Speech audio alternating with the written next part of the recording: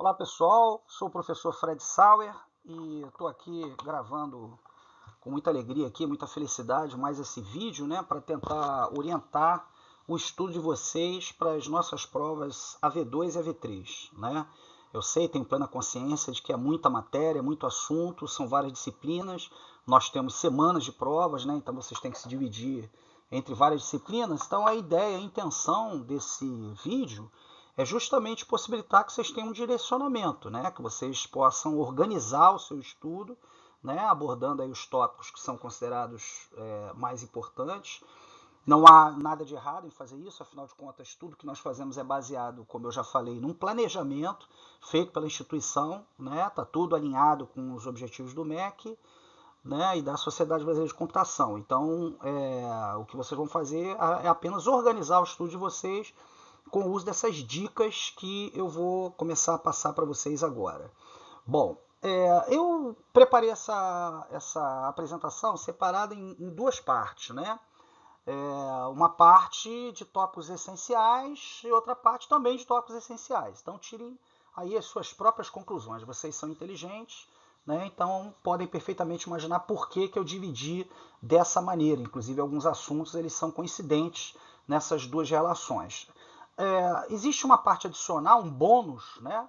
Que é a resolução de um exercício que é muito parecido com as minhas discursivas, né, da prova V3. Então, é importante que vocês prestem bastante atenção na resolução desse exercício, quer dizer, na técnica, na metodologia utilizada, e procurem fazer novos exercícios, outros exercícios daquela lista que eu disponibilizei para vocês lá no AVA, né, que, como eu já falei, tem mais de 200 exercícios resolvidos.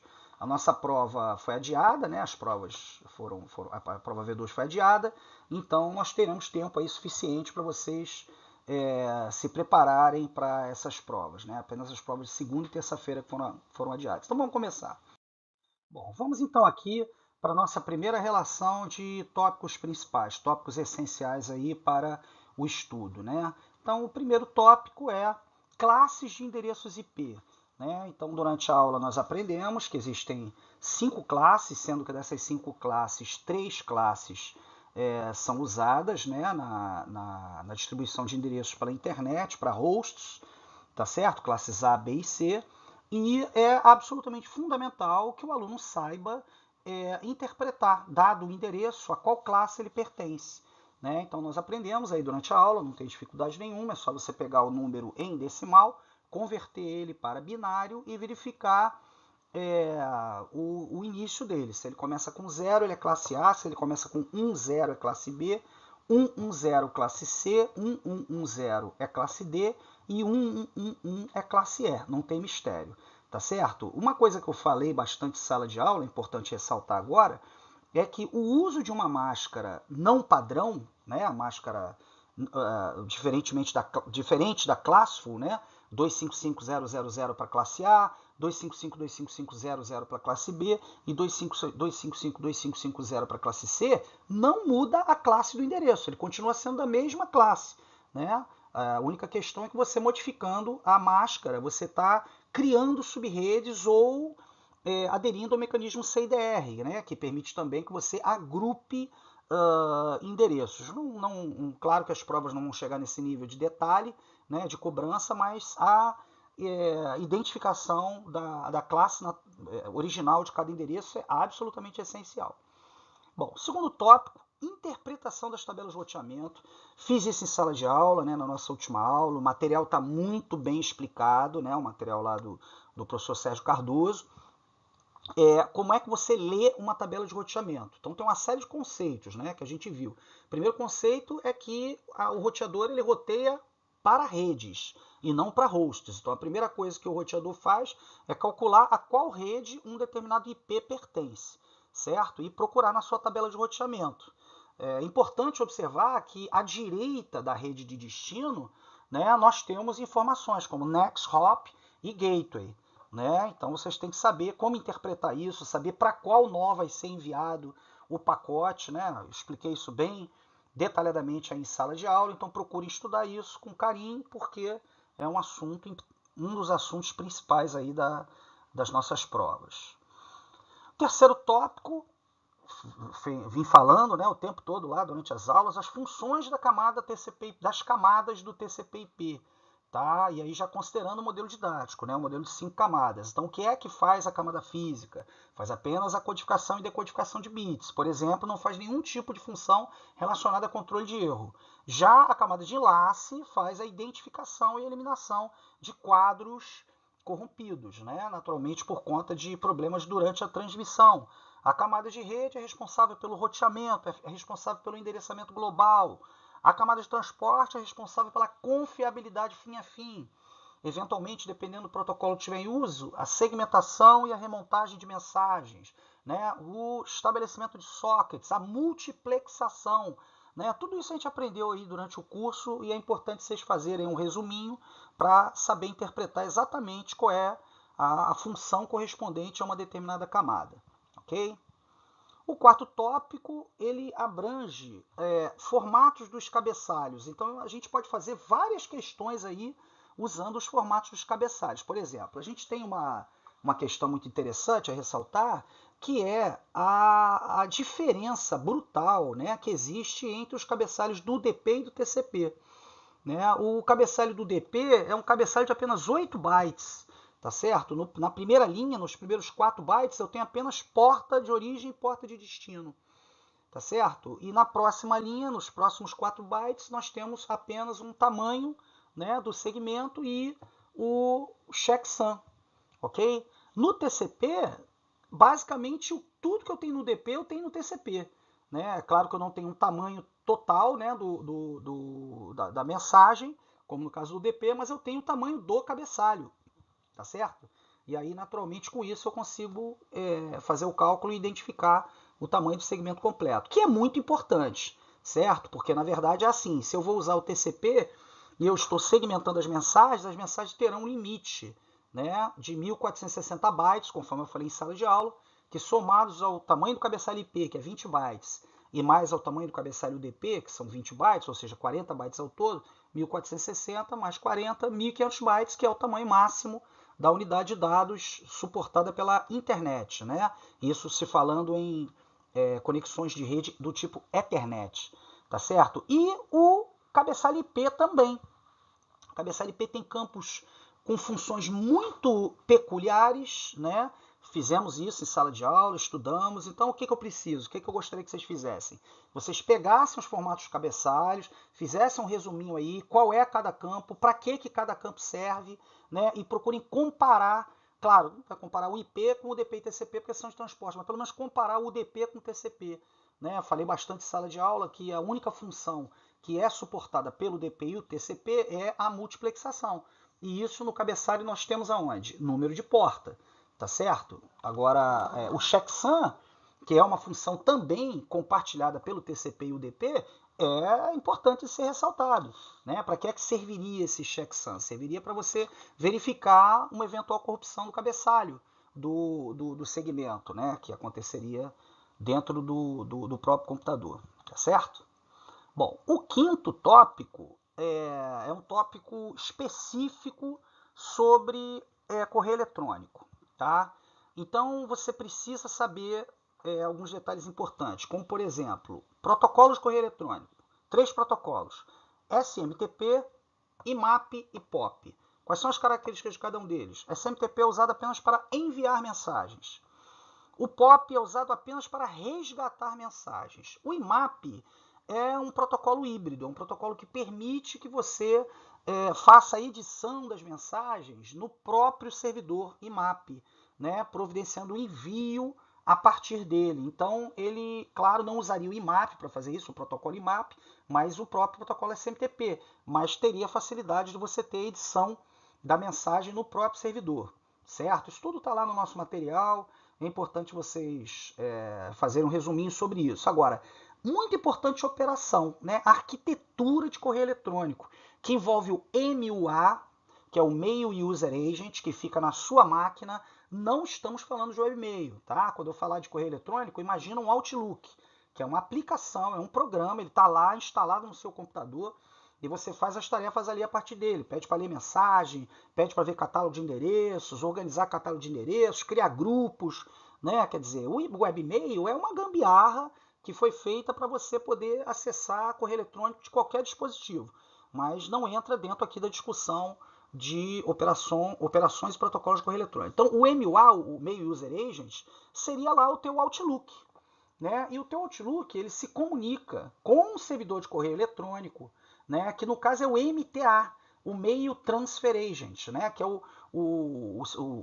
dispositivo, né? O elemento funcional dentro da arquitetura que se comunica com outros MTAs, ou seja, outros servidores de correio eletrônico, para poder fazer a transmissão das mensagens. Então, quando você manda uma mensagem, por exemplo, tua conta é do Gmail, e você vai mandar um e-mail para alguém que tem conta no Yahoo, o que acontece? Você, através do teu Outlook, vai se logar, vai se autenticar no teu servidor Gmail, vai escrever a mensagem, vai dar enviar, e aí o servidor, né, que não está dentro da sua casa, não é o seu MUA, ele vai se comunicar com o servidor de correio eletrônico do Yahoo, no caso o SMTP, vai verificar se a conta existe, vai verificar se os parâmetros todos estão sendo respeitados, tamanho de cota do usuário, tamanho de anexo, enfim, todos os parâmetros que forem necessários, e só aí a mensagem vai ser enviada entre MTAs.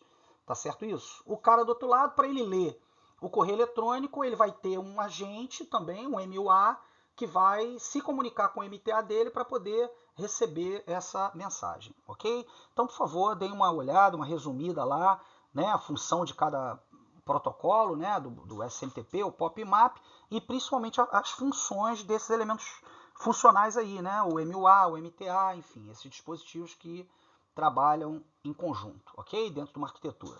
Próximo tópico, isso aí é certo, né? Toda prova, concurso, DNS é extremamente importante porque ele naturalmente foi o elemento que possibilitou que nós tivéssemos hoje uma navegação confortável, né?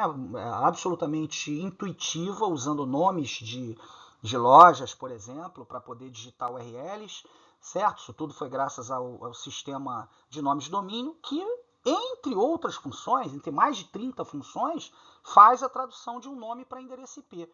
Mas ele não faz só isso. E é claro que os concursos exploram essa ignorância da maioria das pessoas, que acha que o DNS só serve para você traduzir um nome IP. Né? Ele serve, inclusive, para o contrário. Para você, dado um IP, descobrir qual é o nome, a URL, né? Ou qual é o nome do domínio registrado para aquele IP. O que é de extrema importância, por exemplo, para você evitar spam, evitar correio eletrônico fraudado, né, enviado de uma origem que não é a origem que se manifesta. Tá certo? Nesse caso, o Resource Record não é o A de address, né, e sim o PTR, de reverse pointer, né, ponteiro para reverso. Tá certo? Então vocês têm que pelo menos conhecer os seguintes Resource Records.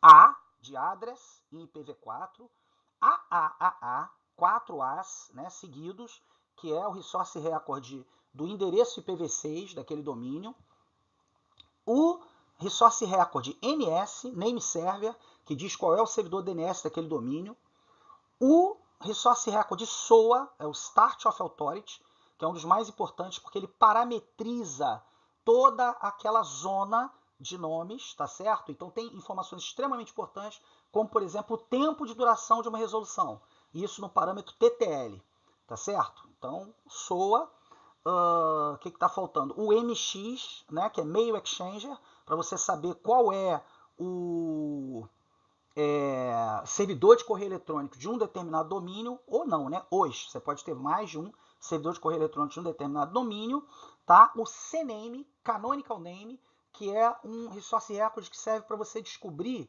qual é o nome real, qual é o domínio real de um determinado alias, de um apelido, tá certo? É muito comum em computação, né, você botar nomes de máquinas usando uma lógica qualquer, né, como nomes de bairros, nomes de atores, atrizes, nomes de time de futebol, enfim, a marca de carro, como é na Unicarioca, né? Todo mundo já deve ter visto lá, Lamborghini, Passat, né? Lá eles usam o nome de carro. Mas acontece que o que vai aparecer pra gente vai ser um alias, vai ser um www.unicarioca.br, não vai aparecer o nome real do servidor. Acontece que para as aplicações se comunicarem, elas precisam do nome real daquele servidor. Então, com isso, a gente usa o CNAME, que aliás até eu cobrei aí na APS de uma forma indireta. Né? Muitos de vocês devem ter errado na APS. Quando eu peço para pegar uma consulta e uma resolução DNS, o cara pega lá, diz que a consulta foi A e a resposta foi A. E muitas vezes a resposta foi um CNAME. Aliás, desculpe, isso aí não foi de fundamentos, não. Isso aí foi de arquitetura de redes. Mas é bom que vocês já se preparam.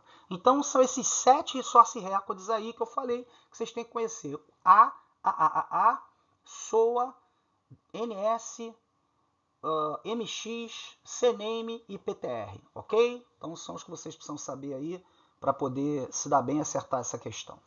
Próxima questão, serviços de aplicações. Bom, isso aí pode parecer meio enigmático, mas agora vocês vão entender. Né? Quando a gente está falando de aplicações, né, protocolos de aplicação. Então o que eu estou falando é o que faz o Telnet, o que faz o SSH, o que faz o SSL, o que faz o SSL nem é tão aplicável porque você não usa direto, né? Mas é importante. O que faz o FTP? O que faz o TFTP? Então vocês têm que pegar uma lista de aplicações, de protocolos de aplicações. Não são aplicações comuns, aplicações desenvolvidas pelo usuário, não. São aplicações que fazem parte da arquitetura TCP/IP. Ou seja, qual é a função de cada protocolo de aplicação. Muito simples, tá? Tem isso lá logo no início do nosso material. E se não tiver, qualquer livro de redes tem isso aí, até a Wikipedia tem, sem nenhuma dificuldade. Tá certo? Controle de fluxo e erro do TCP. Então, durante a apresentação da disciplina, né, eu expliquei que o protocolo TCP ele é responsável pela confiabilidade fim a fim, da comunicação fim a fim. E essa confiabilidade, naturalmente, está envolvida, está relacionada com a capacidade dos dispositivos de rede, dos hosts, de se adaptarem às condições da rede. Ou seja, se a rede estiver congestionada, estiver com uma taxa grande de erro, ela reduzir a sua taxa de transmissão, porque senão a rede está com comportamento errático, com muitos pacotes perdidos. Se eu aumentar a minha taxa, eu vou ter mais pacotes perdidos ainda. Retrabalho, ocupação desnecessária da banda, enfim.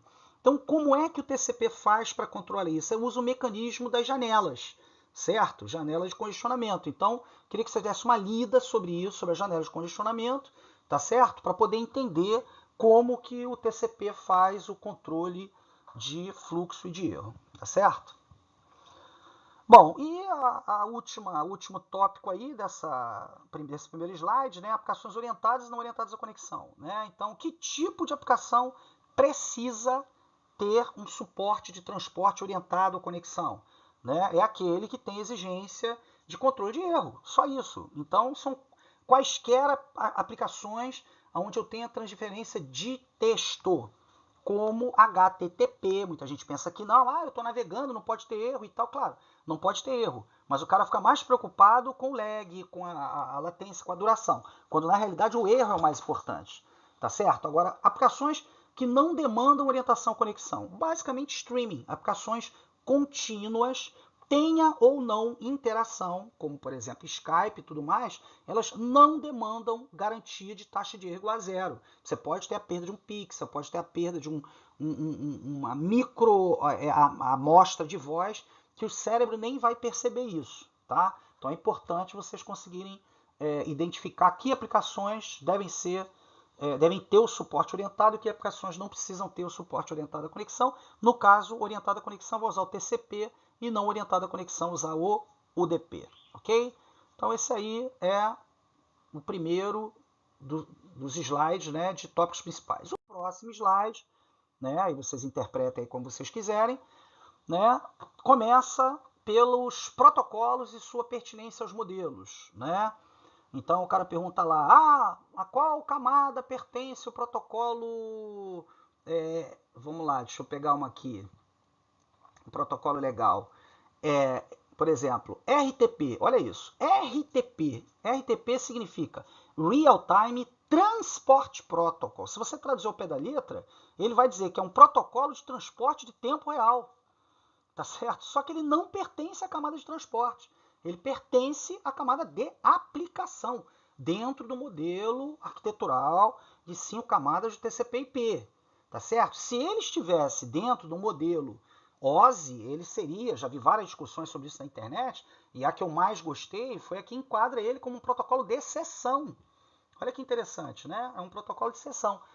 dentro do modelo OSI, mas como não existe camada de seção no modelo TCP/IP, então ele está na aplicação, por isso que o nome trai, né, nos trai. Então procurem fazer lá uma lista de protocolos, né, um desenhozinho para qual tem vários na internet, vocês podem pegar isso lá no Google, imagens e botar lá, né, OSI, TCP/IP e procurar quais protocolos estão alocados em quais camadas. Só cuidado com a pegadinha do ARP, já vou deixar bem claro. Na internet tem muito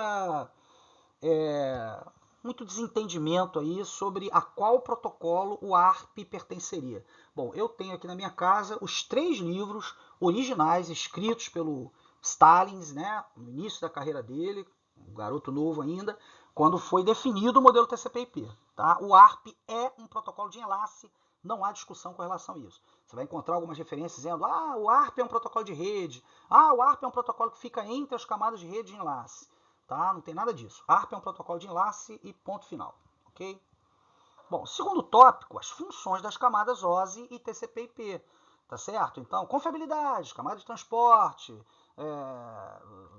vamos lá, codificação e decodificação de bits, camada física, enfim, esse blá blá blá aí que eu já expliquei no slide anterior, procurem usar, né? Tem lá nos meus slides um material bastante detalhado, está em inglês, mas você encontra na internet, nos livros, né, que nós temos na nossa biblioteca, aí, vários modelos em português para poder identificar quais são as funções de cada camada.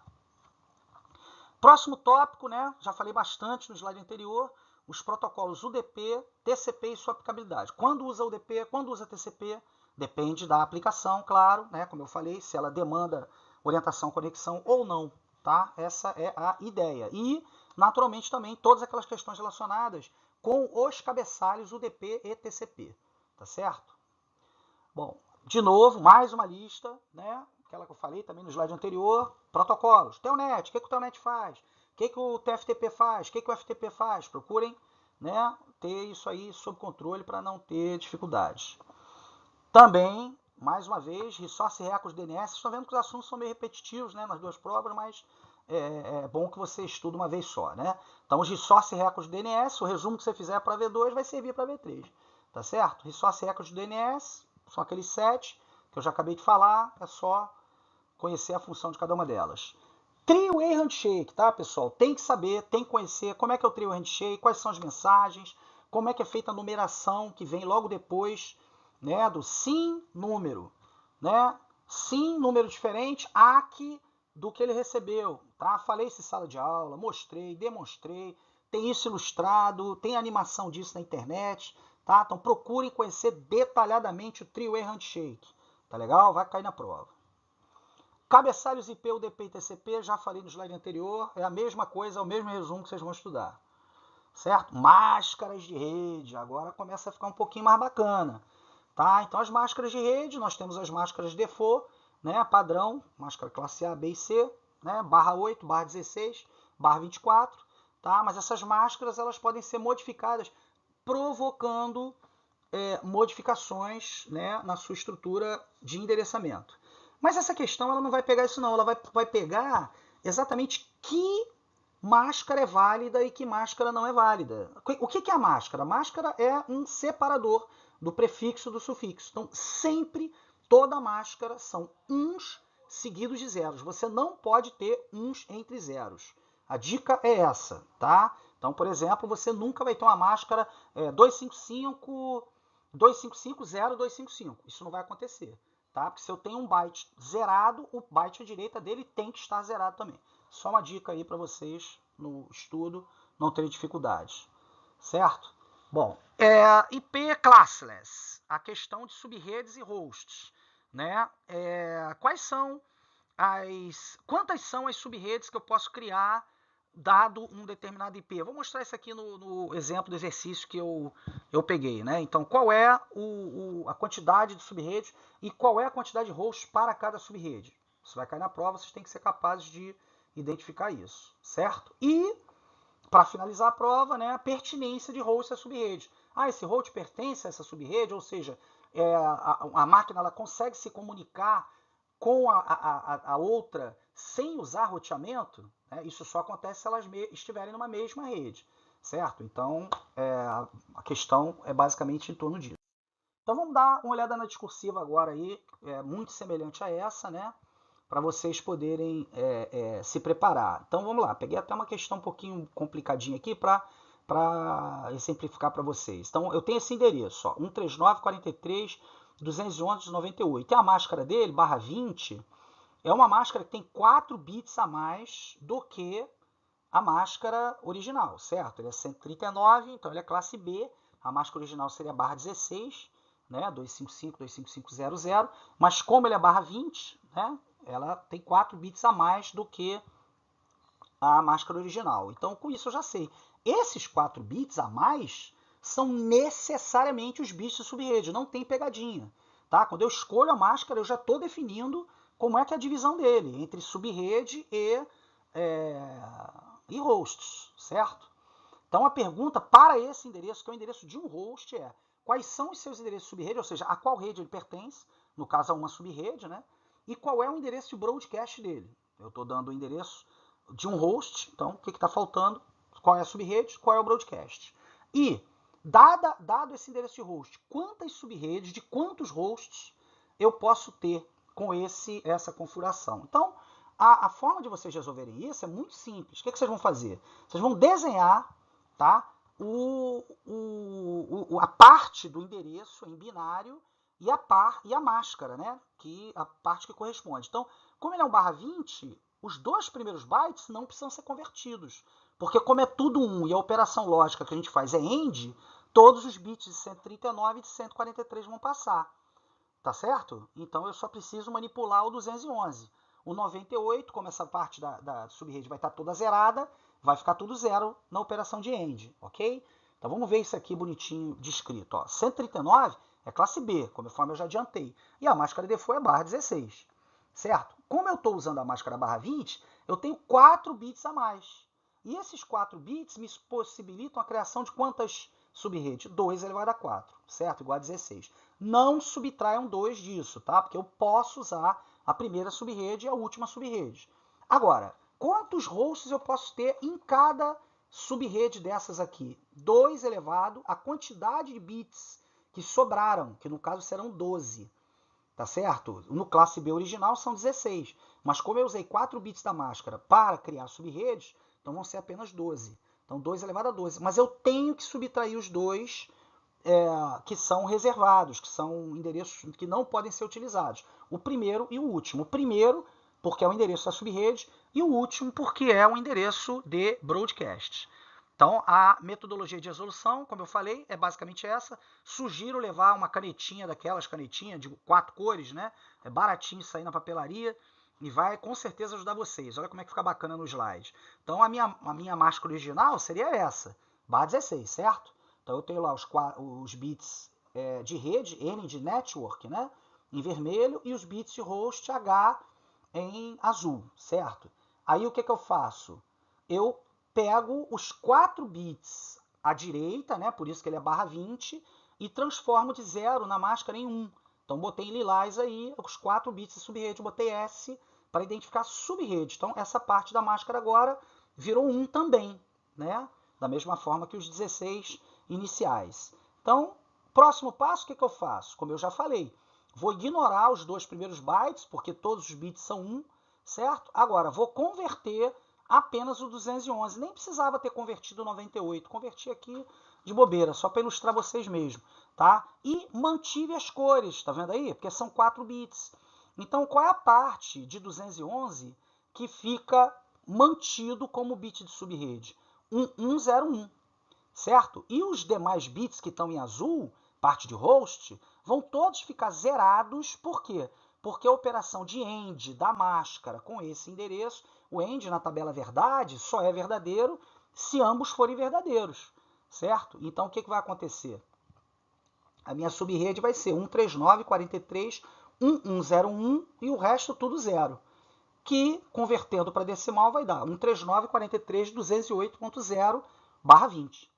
O endereço de broadcast, como é que eu obtenho? Pegando toda a parte de host e colocando em bit 1. Então, fazendo essa conversão, o